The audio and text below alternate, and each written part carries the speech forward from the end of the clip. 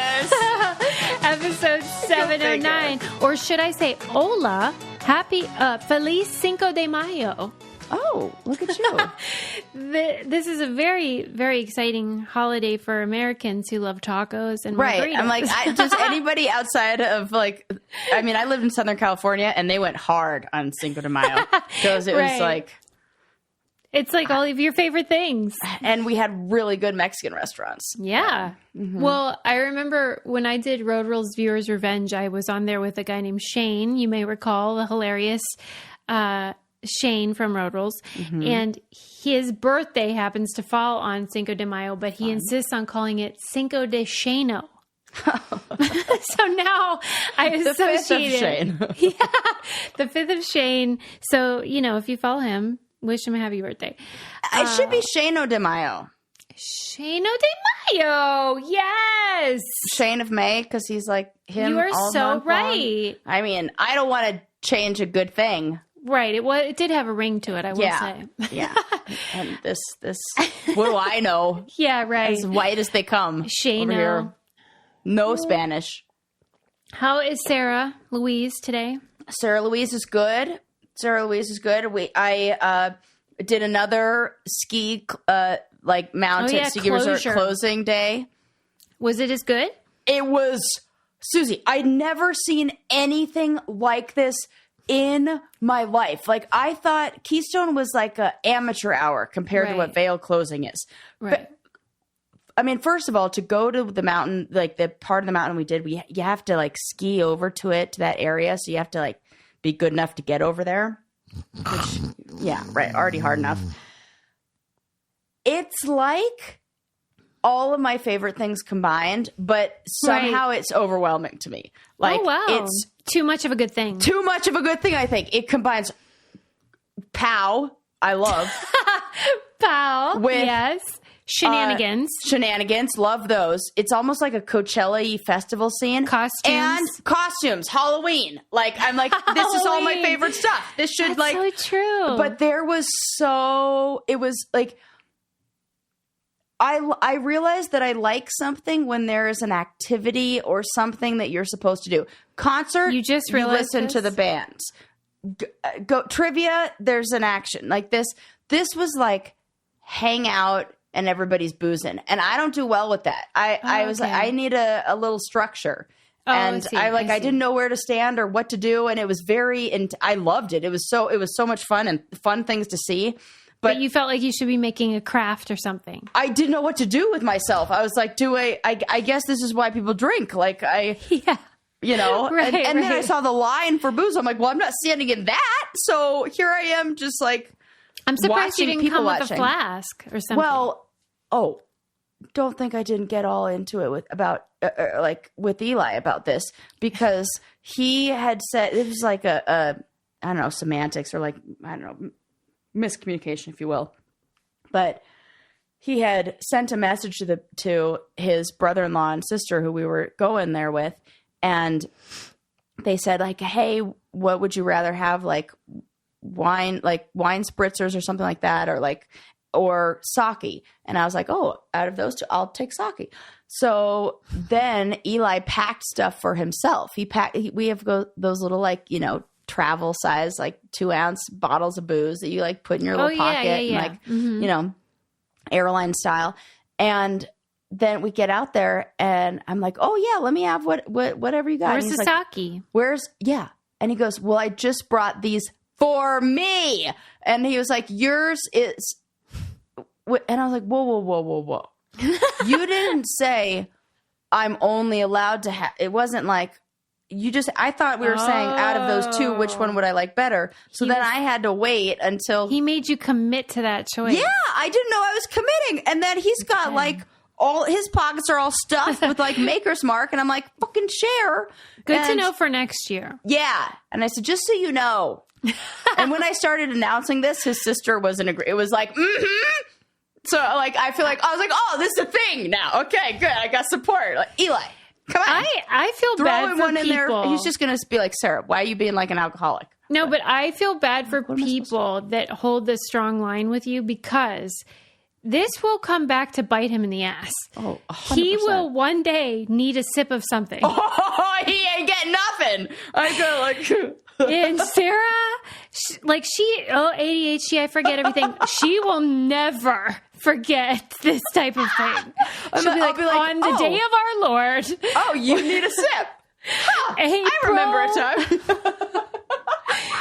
And that poor guy is going to go thirsty. He's going to die of thirst someday because of this. So this is what, like, he's wonderful and amazing and does nothing wrong in my eyes. But one of the things that drives me the most crazy about him is when he does what all ladies do in other relationships, where he's like, oh no, I'm good. And then I start eating my candy bar or chocolate, whatever I'm eating. He goes, let me have a bite of that. And I was jealous. I did not. Joey doesn't share food. Like if I say, do you want any of this? And you're like, no, thanks. And then I pack it for me. And then I go and eat it. You can't ask for some. No. Because that's taken away from the amount that I had allocated to myself. And now I have to divide that and share, which I'm fine. Whatever is fine. But like, this is actually a lesson for me. Now that I'm talking this all out, I just need to bring up. Yes. Pretend like you have a kid. This is what I need to do. And we're probably the same this way. Like Eli packs snacks for me because I'm like, you know, what? You didn't bring this? And then he knows about the hangry Sarah. He knows about that. So he needs to remember that hangry Sarah is, or Sarah who doesn't get booze because you pack some for you and not me, is equal to hangry Sarah. Yes. And her level of frustration and anger. For real. He's going to regret this. I can see it happening right now. He did. Just that day. He was like, have it. And then I was in that place where I was like, nope, I don't want it. I don't even want that. I did that. So just have a sip. And then I had like a little sip. And he was like, why didn't you take more? I was like, nope, because that's yours. I did that. God. I did all of that. This is a rookie move. I would never do this to Sarah. Ever. I mean, he's still new. He's going to have to learn the hard way. So that's where I'm at. I'm glad you had fun anyway, despite your sobriety. Yes. Yeah. Well, then I made up for it as soon as the sake came in. I was like, making up for lost time. Sake bombs. Susie, I had never skied down a run so wasted. I as soon as I strapped in. Was it scary? Yes. And I stopped like 5 times. It wasn't scary. It was silly. I was like laughing because we went down an easier run, but I'm like, oh my God, this is like drunk driving on another level. I'm like, this is not safe at all. They should have the ski patrol pull people over. They had so many ski patrol people out, and they had police, and I saw somebody get arrested. For what? Suze, we were saying the same thing. We were like, what on earth? Because we're all openly smoking weed.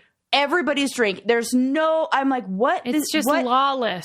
So we even said, like, what could that guy have done? And we said it loud enough to where the guy in the group next to us goes, yeah, I'm thinking the same thing. What on earth could he have done to get kidnapping or something? Yeah, we were like, we were thinking maybe distribution, that maybe he was like selling drugs or something. It was that because... why? What on earth are you getting? Not drunk in public. That's everyone. Not like. Wow, you're really hanging out with the wrong crowd now. It's like an after-school special. I had never been before, but I will say next year I'm bringing a better costume and a flask for Pete's sake. Definitely bring BYOB. Do you already know what your costume is? Ooh, I'm gonna go like I'm keeping my eye out all year long for like a vintage 80s ski suit. Like, absolutely. Or 70s ski suit. Like, yes. Well, you can Eli's sister had this really... do you say I could wear yours? Yeah. I got it on Poshmark and I knew you would have one. I almost bought you that one year. I remember. I was like, this... And then I got nervous and I didn't. But that... I knew you would have something like this. But Eli's you can sister keep had looking. this cool like jean, zip-up, tight skis. It was so fucking cute. And I'm like, ugh, I gotta step my game up. Sarah's so wound up. I love it. I am so wound up. Yeah. And like 2 glasses of wine in. So this is great because you're in mourning. This is like this is Gallows Shiva or whatever. This is that. It's what Bo would have wanted. She would have. She would have been like, I'm happy for you. I'm glad that you're just giggling through the sad moments. Well, in our neck of the woods, Adam got pulled over for speeding. And I just want to say, I used to do this bit in my act about how like the fucking accent is so annoying. My God. And it was a female cop. Please. It was ridiculous. I'm sure he didn't get, not only did he not get, did he get out of it, but he got the key to the fucking city, handing him money. Yeah. Right? What happened? It was just so great. Like the thing that made me write the joke was that we had been at the post office one time and he had put the stamp on like the wrong side of the envelope and then pretended like it was because he's from England. As if that's what they do. No, they don't. Yeah. It's just like, oh, what? I don't even know. For real. He got like extra British and it was like, he was like, pinky up for no reason. I do apologize. And she was like, oh, that's okay, honey. I mean, you know how mean they usually are at the post office, right? You did this wrong. Right. This is wrong. You probably have, what do you have in that package? And when we were done, I was like, you're from England, not the past. Like, he was acting like he spoke like oldie worldy English. So it was just like that, where the cop was like, did you know you were speeding? And he was like, oh, I have no idea. It was like miles per hour, not kilometers. For real. And so she was like, I'm going to give you a warning this time. Stop it. For real. You are saving money because of his accent. I mean, I was happy about that. And I did say, because, I was like, that is so nice because I'm benefiting from this crap. Right. But like, come on. I can see you jumping in being like, I'm nice too. I just want you to know, I am really appreciative. And like, look at how adorable I am when I'm recognizing how nice you are. Like, I could see this whole scene play out. And then you're being like, come on, afterwards. Like, you're mad that he got off and saved you. Couldn't you just see me and you getting pulled over and like we're trying to flirt with the cop or something and it falling flat. Backfires. Next thing you know, I'm getting arrested for like something from way back when. Indecent exposure. Yeah. She's like trying to show her tits. Who knows? They're like, ma'am, you need to come with us. I need you to appreciate this. I really, really do. I'll tell you what else Sarah appreciates, and that is Lumi deodorant. I don't just appreciate it. Everyone around me does. We have had, and we are now entering into summer, like spring is sprung. And it's sweaty getting hot. Sweaty season. I feel like the coconut scent. Oh, I love it. It transports me to vacation time. I put it on and like, I was hugging Eli this morning. We've been like all cutesy cuddly. He's like stepping in for Bo now and like giving me all the cuddles. It's adorable. And I was hugging him and I won't lie, the whole time I was thinking, my armpits smell so good. Am I in Jamaica right now? Lovely for me. Totally like, call me now. Yes, that's exactly what I was thinking.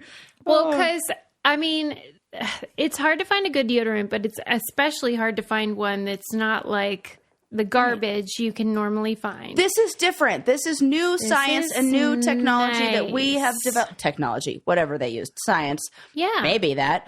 To actually kill the stinky stuff, like it's bacteria. And then they put in there the stuff that just like eats away the bacteria. All over your body, just head to toe put that stuff. Please. Everywhere.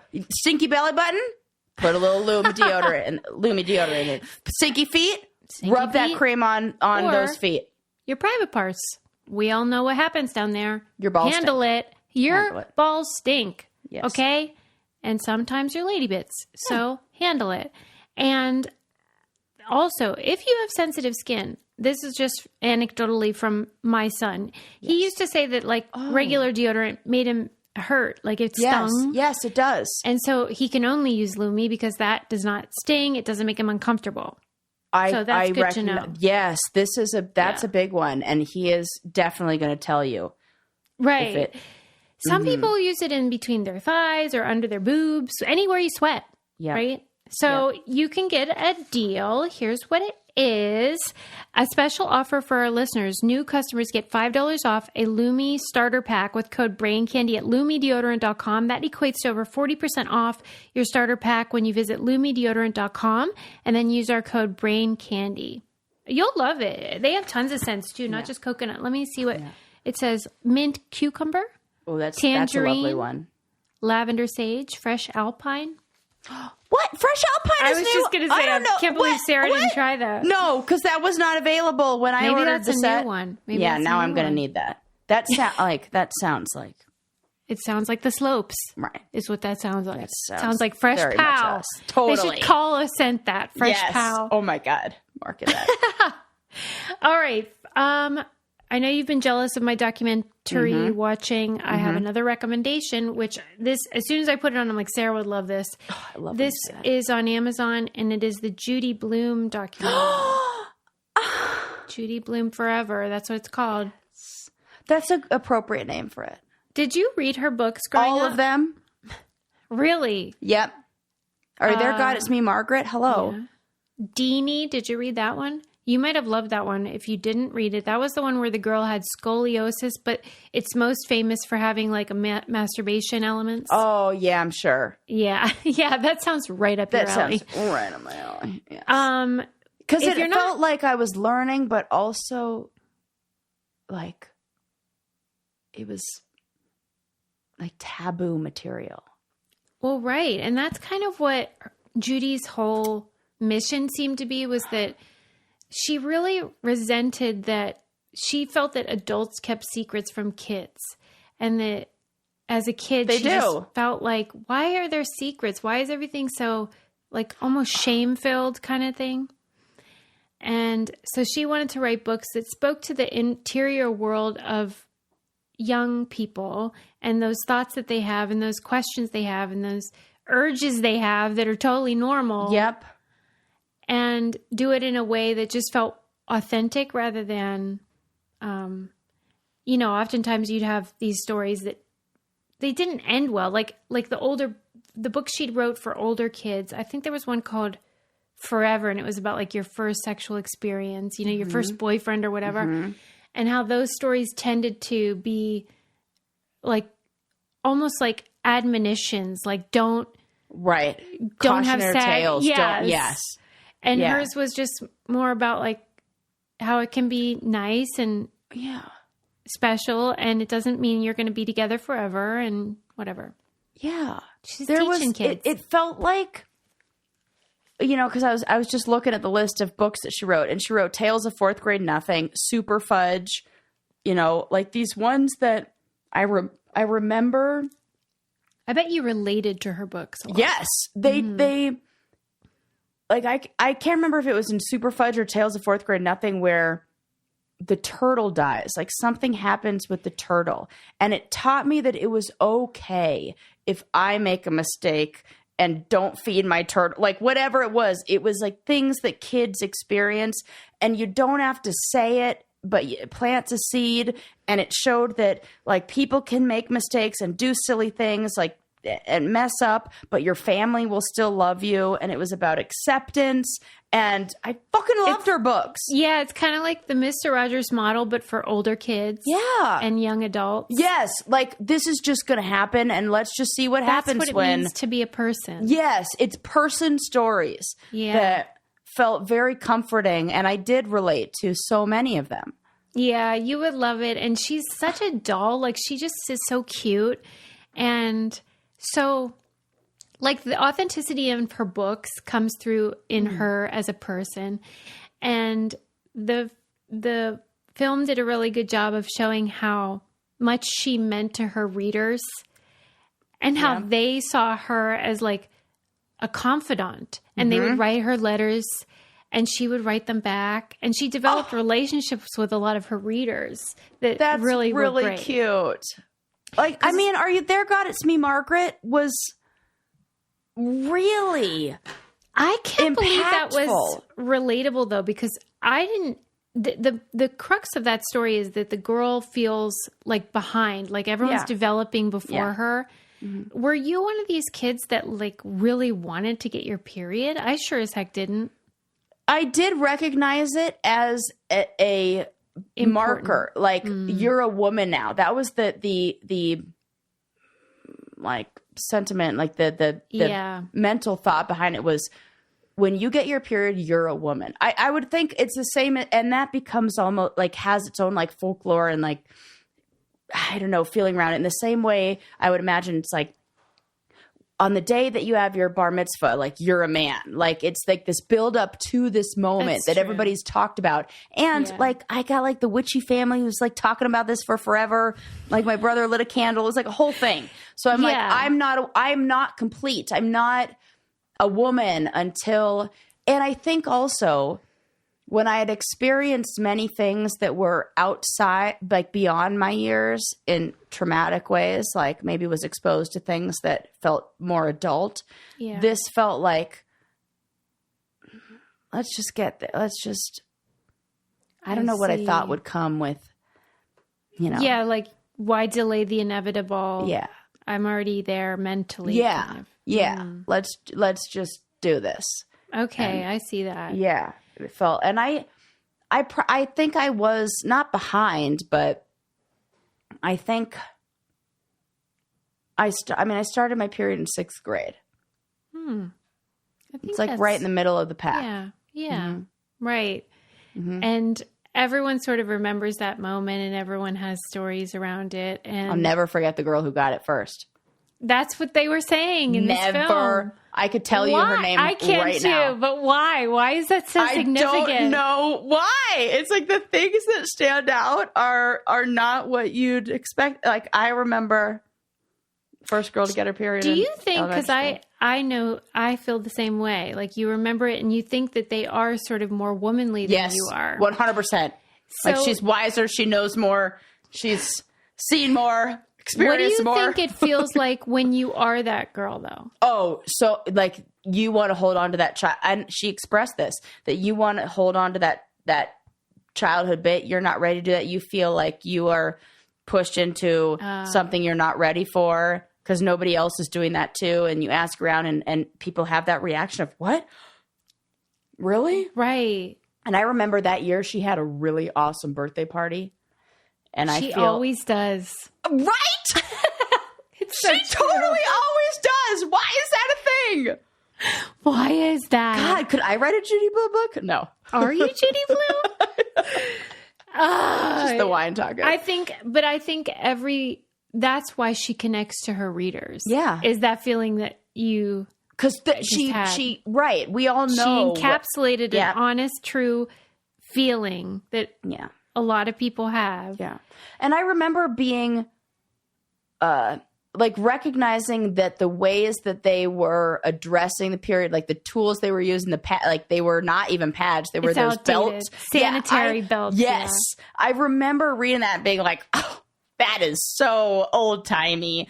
Like, have they even heard of tampons? Like, yeah. And feeling in a way almost like I had some awareness or some knowledge that this character didn't, which made me feel like I was more prepared, even though I hadn't had that experience yet.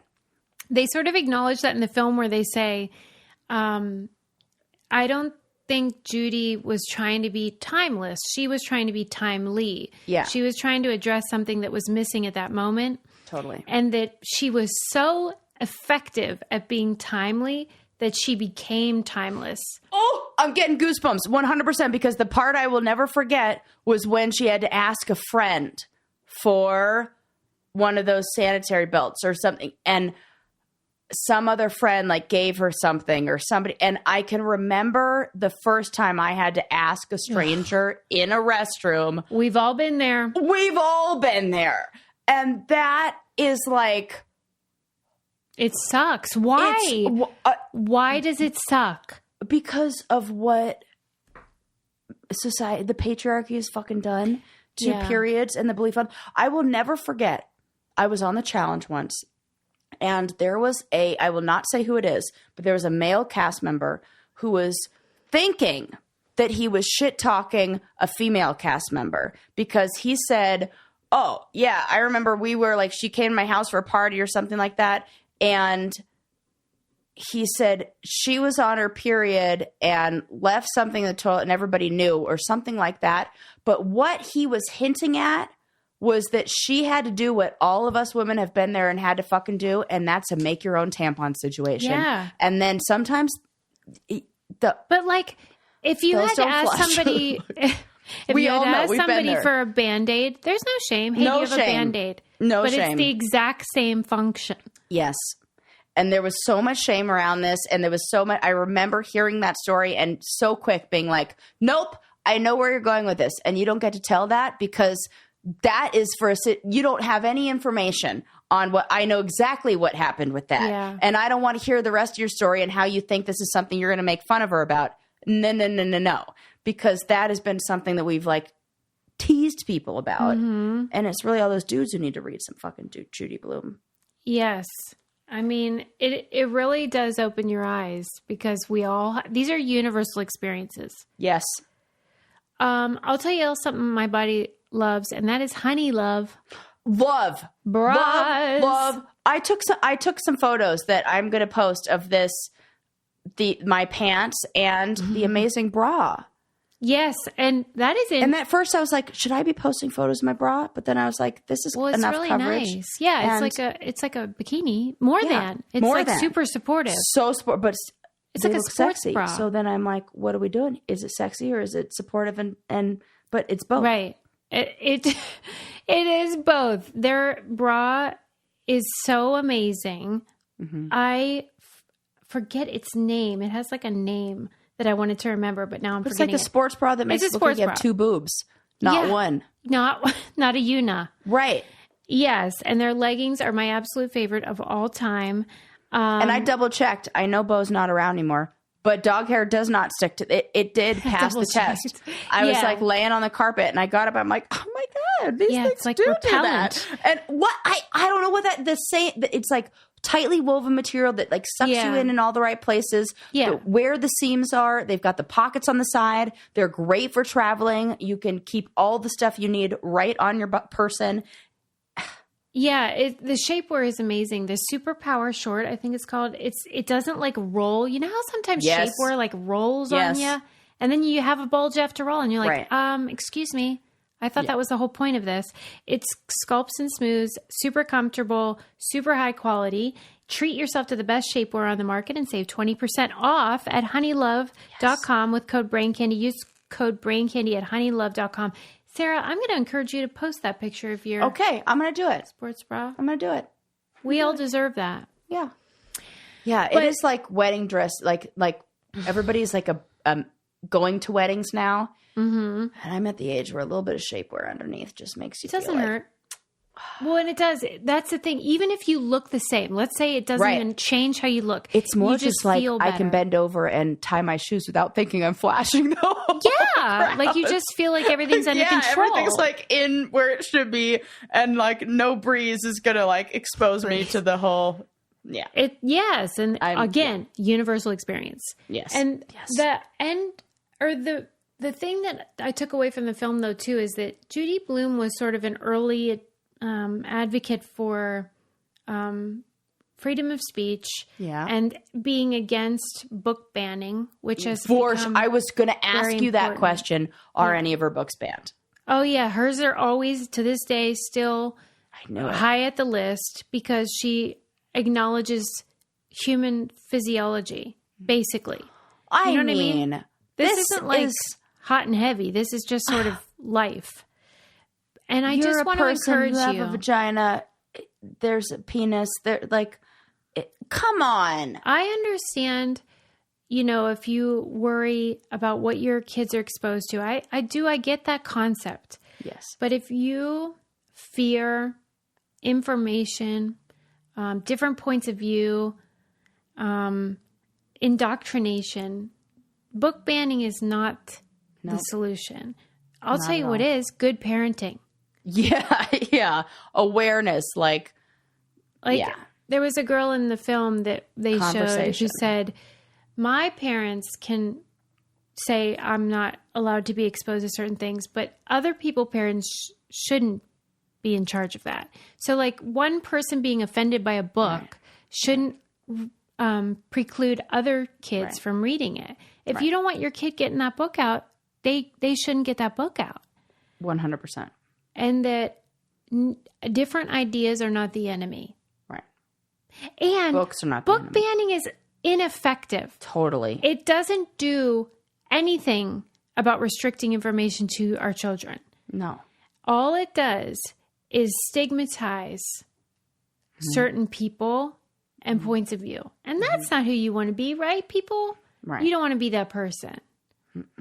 So I took that away. You should watch it. You love it. I will love it. Let's move on. And I bet Eli will surprise me, and like I bet he loves Judy Blue books too. He would be the like. I bet he's like, oh my god, are you kidding me? I love that book. And like, she's Jewish. I'm just saying. Of course she is. That makes sense. Like, yes. Right. Yes. I was going to say that too. That's so funny. Okay. I love these stories. This was in the New York Times. Don't you love when there's like a race, a marathon or something, and somebody cheats? And they which story did you hear? This was a gal. It was an ultra marathon, 50 miles.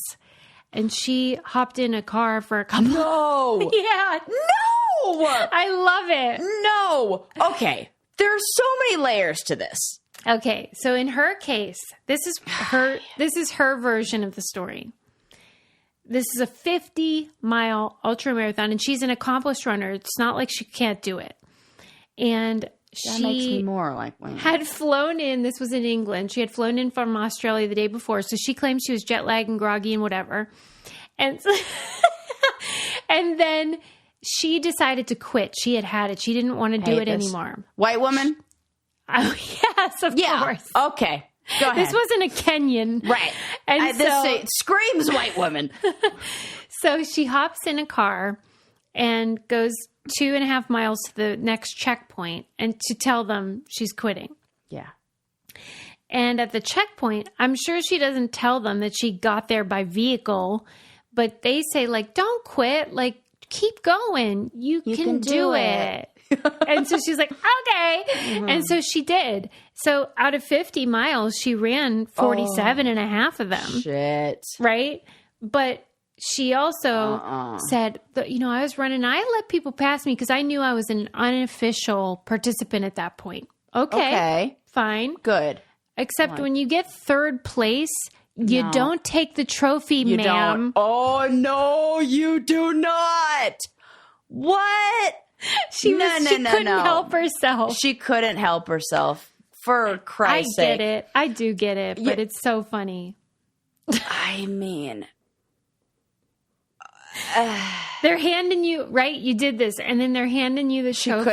She couldn't help herself in that moment, right? This is so good. Opposite. So I read a story about the London Marathon where the woman who won is Muslim and celebrates Ramadan, and she fasted before. And so she went and started the race and was like, I'm not going to win. And I'm probably not going to place. And there's no chance. Like, they can't even drink water, those guys. She was like, there's no way that I'm going to do well, maybe but I'm going to show up and I'm going to. It was like the week before. She just wanted to give it a go, and she just wanted to give it a go.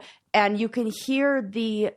I saw like clips of it where she does things where she like makes a mistake, like she stops and she stretches because her hips are tight. And then at one point she passes the water station and then goes back and almost hits a motorcycle like that's riding along and trying to go back. She's like, oh, I need some water. And like goes back. And the commentators, who are these like British guys who are like, oh, clearly evident that she's inexperienced and like, look at her looking like a noob.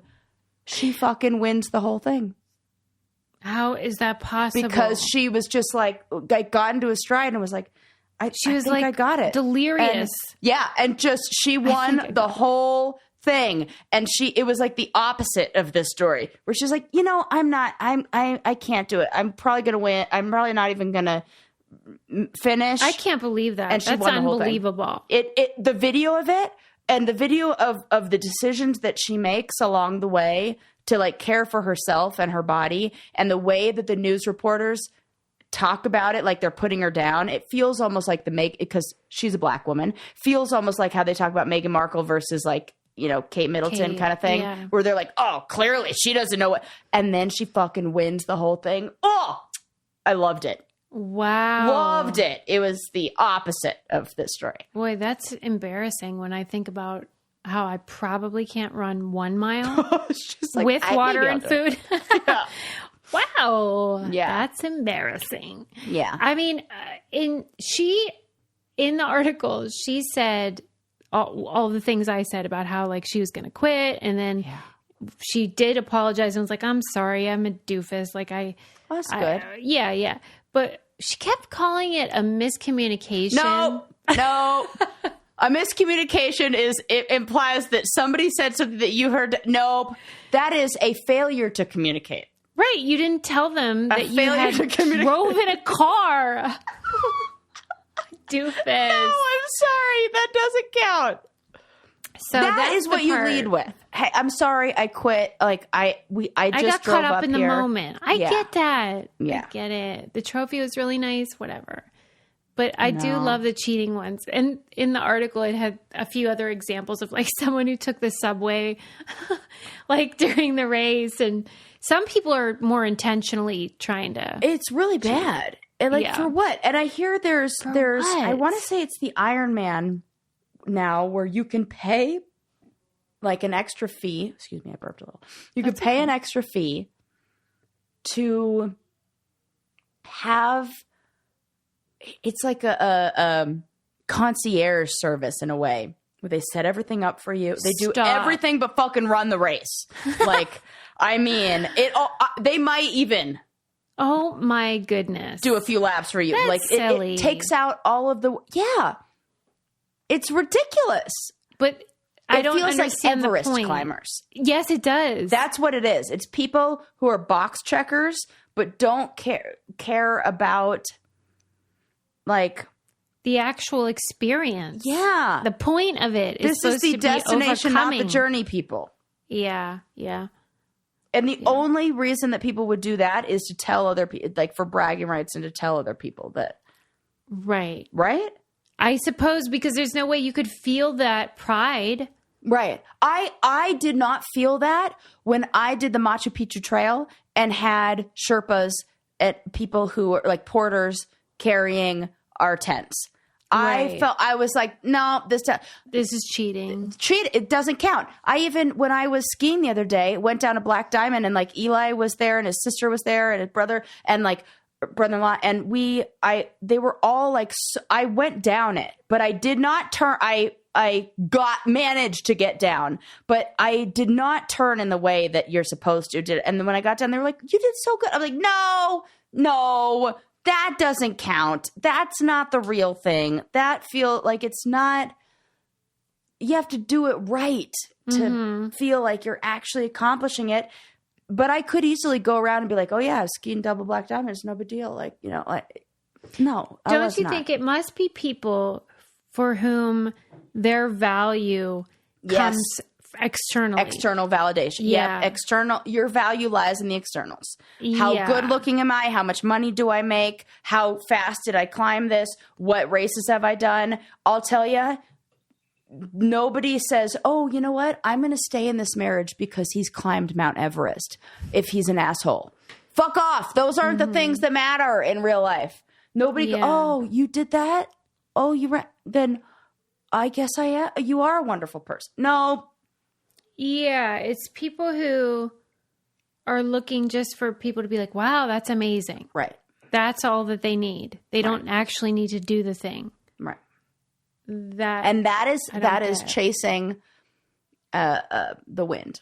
That you're never, if you are seeking validation from others, you will never feel fulfilled or content. Yeah, I got bad news for you. Bad news. Because I guarantee you pick your favorite color, I can find you a bunch of people who think that that's a dumb color and their favorite color is different. Doesn't mean your favorite color is any less important. Well, and nobody cares about you. Like, they care about themselves. At all. Like, oh, you care about I don't give a shit. No shits. In fact, I think less of you, probably. Zero shits. Yeah. All right. The next thing I want to talk about is how great all the kitsch hair products are. And how affordable they are. My sad because you got a scrunchie? I did. I got because I got this kitsch scrunchie. Noticed that when I don't know if it's getting older. I don't know if it's climate that's doing it, but my hair is getting very fragile. Yeah. Like could be it breaks the easily. climate. I think so. It's like dry. I'm doing all the things, but it doesn't matter if I use the wrong kind of rubber band, or if I I joked, but not joked. Like my goal is to keep the hair that I have. How do I have good hair? I hold on to what I have. And I got to switch only. Thank God scrunchies are in and that like look is in, and it gives me like a nice full bun back here, because I can't use regular rubber band. They will break my hair, and then I have those little pieces that only are able to tuck behind your ear. That's not because the hairdresser cut it that length. That's because that shit broke when I put it in a hair tie, and that's what's left over. Don't do that.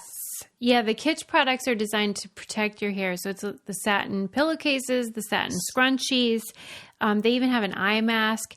But now they have razors, like a safety razor blades, the shampoo that comes in a bar, which is fantastic. Oh, I love for a bar travel. shampoo. Me too. It's great to take on the road because I don't like carrying those bottles of... No, they always explode. I go from this elevation just up to skiing and it explodes. Right. And I love bottle-free beauty too, just like, less plastic, more environmental protection. But they have everything. Emily, our Brainiac, said that the satin heatless rollers were like the best $12 she ever spent. $12? That's all those are? It's all so affordable. It's unbelievable. Every product. I got a bunch of curls, so I don't look at that. But I was expecting that. I never thought $12. Yeah, they're really affordable. You will love them. Kitsch is offering you 30% off your entire order at mykitsch.com/braincandy. That's right, 30% off anything and everything at mykitsch, spelled mykitsch.com/braincandy. One more time, mykitsch.com/braincandy for 30% off. They have so many great items. I love my pillowcase. Next up is a debate. I'm curious your opinion. There is a TikTok account that is the official TikTok of the Paralympics. Okay. And I'm for it. Yeah, we love that. Love it. And they're trying an approach to Paralympics that is, I guess, controversial. And a lot of people even thought, who hacked this account? Okay. Which is that they're including a lot of content where, like, mishaps during the Paralympics, where someone, like, falls out of their wheelchair, but they don't get hurt. Or, like, something goes wrong. The struggles that it takes to be an athlete competing in those games that is in a I don't know, I want to say like non-able-bodied, but they're abled because they're more able than me at shooting baskets. I can't run a mile. Right? I can't do any of that. Have you ever seen wheelchair basketball? Holy shit, they're so fucking good. Or wheelchair or hockey. Wouldn't that be cool if on the challenge they did Paralympic style stuff, but with like if we had to do that stuff, it would be comical how bad we are. Oh, for sure. Just like try to play basketball in where you actually have to be moving with your arms and then nope. Oh, it would be comical. It would be, and it would show how great of athletes they are. Absolutely, and the amount of training and discipline and everything. I'm for this. I am too, but like they claim that a lot of the naysayers, a lot of the people are like, you should just be showing how amazing they are rather than like you're showing the journey to get there. Well, and just the human experience, whether you're typically able, differently able, disabled, whatever you want to call it, is just like messy. And sometimes you trip and sometimes you fall. And that kind of makes it even more rich. Learn how to ride a bike perfect the first time. Yeah. We get back up and we fall down and we do the thing and we over and over. And if you were to videotape yourself learning how to ride a bike, if you saw footage, if somebody caught that on camera and you watched footage, you would be more proud. I think I personally would be more proud of the times that I saw myself fall down and got back up and knowing that I know how to ride a bike now than the successful attempts I had. So they would say, though, because these the footage they're showing isn't necessarily when they're learning. It's just that sometimes you trip or fall or whatever. Same thing. That like you don't always get it exactly right. Right. And then it's a human experience and silly. And the part that I liked is something I experienced. Have you ever been around someone who's different from you and you get fearful that you're going to say the wrong thing? Mm-hmm. And I like this idea that like, it's not that fragile. Like you don't have to tiptoe around us. Right. Like you can just say like, hey, what do you need or whatever. Yeah. That would be liberating to me if I got permission to not worry so much. It is very helpful. I know someone who is a friend of Eli's who had got a really bad infection where he lost both of his legs and lost both of his arms. And this is the nicest human. He is and he's just like fun to hang out with. He's very funny, very personable. And when I met him for the first time, he like stuck out his hand, his hook. And he was like, what, you never shook a hook before? Right. And he did that. It He's like broke the wall. Yeah. It disarmed. I was like, no, I haven't. What's the protocol? Like, let's do this.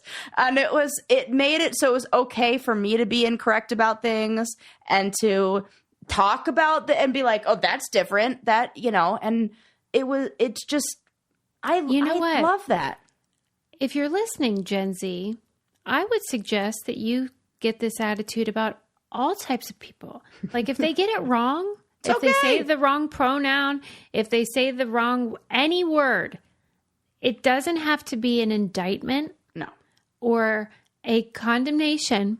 We could just say, oh, whoops, you got next time. Here's what you do. No big whoop. Yeah. Move on. Sometimes it feels very serious. Yeah. And I cannot take it, as you've probably noticed on the last few episodes. I can't take it. It's too serious. I want it to be like lighter. Like you can add some levity. Stakes. Like I do this with the term when men refer to women as girls. Okay. And you know what I go, oh, you're hanging out with a bunch of 12-year-olds? Were they like what? Like 9, 8, 9, 10? Is that it? And then like you just have to be light about it, not be like, when you call women, some people feel and then really you do that upset. enough, and then they very stop doing it. They correct their behavior real quick because they get really annoyed. And you're like, oh yeah, you hanging out with 8-year-olds, 7, 8, 6? How old were they? What are they? And I get that like Sarah is uniquely equipped to do this. That it takes sometimes a certain type of personality, but like let's all try it. What do you say? Just try. What do you say, everybody? I guarantee people will remember that interaction. Be like, oh yeah, one time this. It'll be a good story for somebody else. Because you know what? Sometimes we get it wrong. Sometimes we stumble. Sometimes we say the dumbest thing in meaning no harm. Like we're all in this together. It's fine. Right. But I could see the point of view from people who think these are incredible athletes and you're kind of making like that it look like, I don't know, like a Three Stooges thing or something. It would be nice to see that in like a carousel slide format where it was like the bloopers of just a week, and then you see like in the same way, there are like people who do like choreographed dances and stuff that I'll watch, and like they'll show the times they got it wrong and then the final version, or they'll be like, oh wait, tune in, like make sure you follow for like the finished version, like the something. So like that I get, where if they kind of like also show you, look at how this person, the excellence, crushed it, like okay. A little more like balance with everything. I would say overall, though, the good probably outweighs the bad, that they're getting to a lot more accounts, a lot more eyeballs by having things that you don't expect to see. That's just the nature of social media. So just show the full, and this is kind of what we've always talked about. We want to see the authenticity. We want to see the stuff that's more real, not the polished version, because that doesn't help anybody grow. I mean, it just... I don't know. I kind of feel like we're fighting this uphill battle sometimes of, oh, I gotta be perfect like this. But if I were somebody who was maybe like in a wheelchair and I saw somebody who was a Special Olympics athlete and I saw them like fall out of the wheelchair, Like it Oh, would Paralympics, yeah. Paralympics, Right. yeah. Mm-hmm. It would validate the times where I've struggled with that, and it made me feel we're like, all in this together. I watched that guy in the freaking Olympics. Like, it's okay if I trip out, and they'd probably be fine with it too. Yeah, I'd be interested to know what the athletes think about showcasing that, because I think athletes who miss the basket are fine with you putting that on there. They're not like, oh, only show my highlight reel. Ew, those are the ones I would be like, you're the worst. Worst. You're the Johnny Bananas of the Paralympics. Right. I do not like you. Yeah, because there's always going to be people you relate to and people you're like, you're the worst. Right. So that's no different. Okay. There was this really cute article in the Gothamist about this dude who has been doing the Saturday Night Live cue cards for 30 years. Does he write them? Yeah. Because that is a very distinct handwriting that I can visualize his actual handwriting right now. Everyone did not knows expect what that it looks was going like. to be a man writing that for some reason. Yes, it is a man named Wally, and Wally, he didn't always have the handwriting. You know, he had to work for it. And the article was saying how they never addressed the fact that they don't use a teleprompter, and I don't know why. Like, it didn't say what the benefits of this.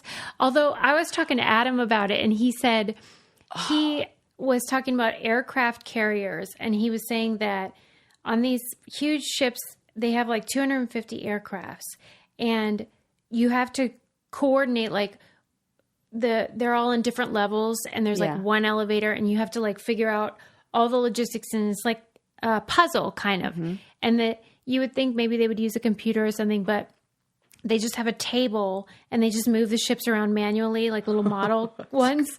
And they found that was like the best way to do it. And I think this must be like that, where like you were alluding to on video, like the movement. Yes, it's the mobile stuff. Like, because you'd have to switch it from camera to camera and where are we looking.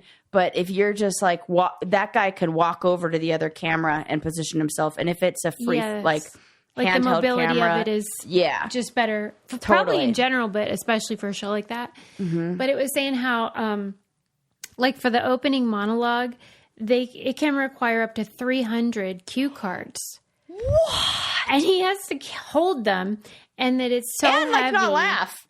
Yes, not laugh and not make noise in general. He says like, it says you have to do all this without making a sound, staying out of frame, but remaining perfectly visible to the on-air talent, and sometimes balancing atop a 2-foot-tall apple box. Yes. I know what exactly. And you're probably like scrunching down, like crouching the whole time, holding them. Like, what a workout.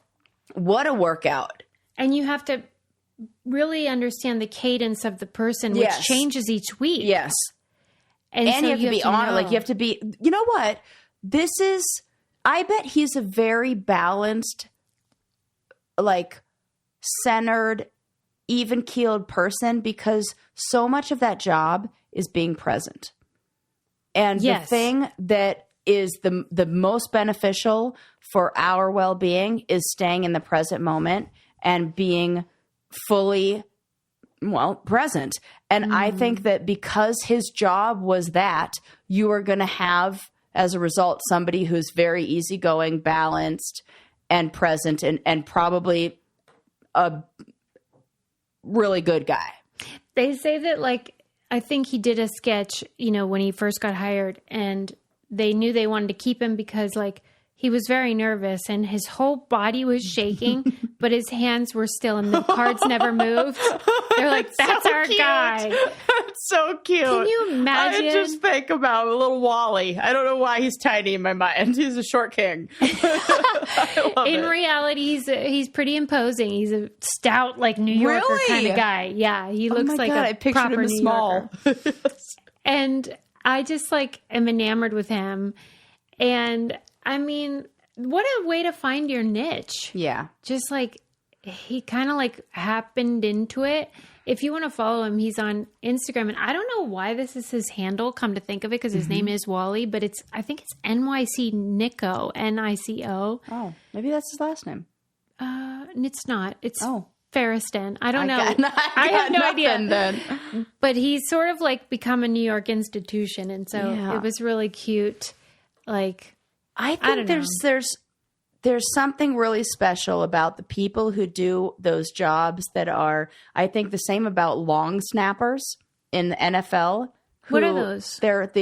All their job is when they say down, set, hike, and they like hike the ball between their legs, and they just have to have accuracy, and that's like their only job. Team. And then they like run off the field. Like, they're a football player. They're a football player, and that is the only job they have is like long snap that, like just accurately throw it in between your legs and backwards, and that's it. And how much do you think they make? What the average salary is, which I think is like, I want to say it's like $275,000 for. It's lower than you think for NFL players who are like, I think that's about right. Yeah. Like it's important. Yeah. But let's not get There was one who became famous because he went on, it was either like America's Got Talent or something like that. And he was a magician.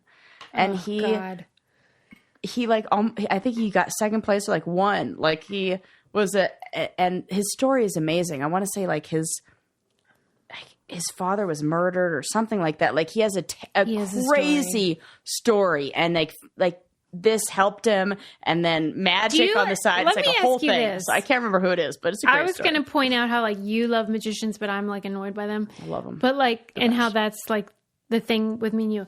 But let me ask you this instead. When you're watching a show like that and then they like launch into the sob story, is that your favorite part? Or your least favorite, or you don't care either way? No, my favorite part is, like, I like knowing the sob story, but my favorite part is the fact that they've had success or overcome the sob story. Do you ever cry, like, when you watch them? All the time. I could cry right now in thinking about, like, you just set me up. Please. I'm always, like, you're feeling 2 sentences away from, like, crying. And like the week after my dog died, please. Right, I am so raw. Stop using that card. Oh, I'm going to use that card for the next like 3 months. Like I can't do that to Eli. He's like, really? You're going to have still another talking about this? I'm like, yeah, my dog just died. Right. Yeah, I need that cake. My dog died. Because whenever we watch Shark Tank, we love watching Shark Tank around here. But as soon as the entrepreneur starts saying, I'm like out. Okay, right. That's different. Why? It's the same as fucking American Idol. You're not selling yourself. You're selling a product. And in the other ones, they're selling the idea of loving the they're not trying to sell me a thing. The long snapper isn't like, okay, join what you're saying. Like, watch my long snaps for $5 a month. You know, it's like different. But it's if you're trying to sell me your singing talent, and like, what does that got to do with your dead dad? Yeah. But I get that it is worse. I see how that is it's worse when you're using that to sell me a product. You're trying to sell me a sponge. Yeah, everybody's got a story. Right. Everybody got a story that breaks your heart, okay? Yeah, blah, blah, blah. We aren't going to buy your sponge. Right. I'm out. I don't care what the story was for that sleep sack you got me. It was great, wonderful. I'm for it. But that's the thing. I couldn't live without that. They didn't need a story. They didn't. They did because, that's where it's different. You need a story to sell me on how you've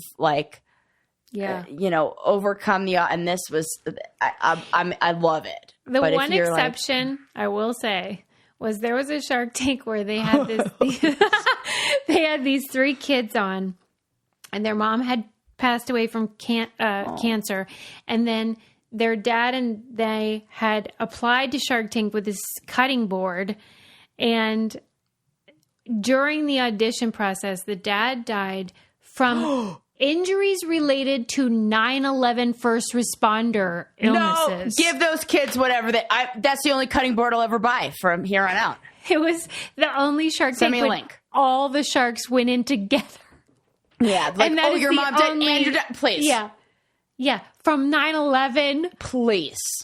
And he made a cutting board. Yeah, we're gonna. That's going to market. Truly. Let's give those kids a little something. This is not an ad, but they sell it at Crate and Barrel. I'm just. Oh my God. But it was like the only time I was like, "You're allowed. That's allowed." Totally allowed. I'm fine with this. Yeah. All right, let's wind it down. Yeah. Good episode. We're covered wound everything. Up. It wasn't even. It was. I can't compare to 708. That was incredible. About magicians. Judy Blume. Okay, that's true. Judy Blume. Their awesome. God. Don't ban books. Don't be weird. Don't be weird. It's so weird. I have a story for this for next time.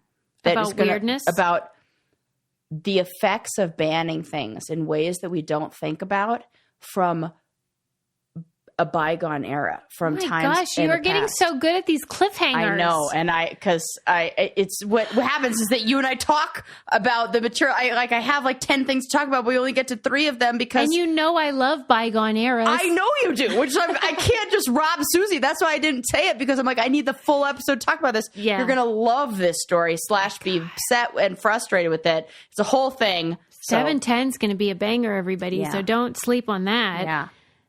Whatever you do, don't hold back on giving Sarah booze or food. You'll regret it, Eli. I'm just saying, elementary school rules. If you're going to bring some, you have to bring it for everybody. It's you're going to share with one person. It's yeah. Don't cheat in a marathon. No. It's not worth it. You ran 47 and a half miles. You're amazing. Right. 47 and a half miles, and you were going to quit? She's really kicking herself for not running those first 3. She needs to talk to somebody, because what happened there? Yeah. Why were you having such doubt? # regrets. There's always next year. Yeah. There's always next year. And then cue card guy on SNL. What a guy. Yeah, I want to look this guy up, because I want to do a little deep dive. You'll love him. Just the handwriting alone. Props. Yeah. It's really good. We'll see you next time, everybody. Bye. Bye.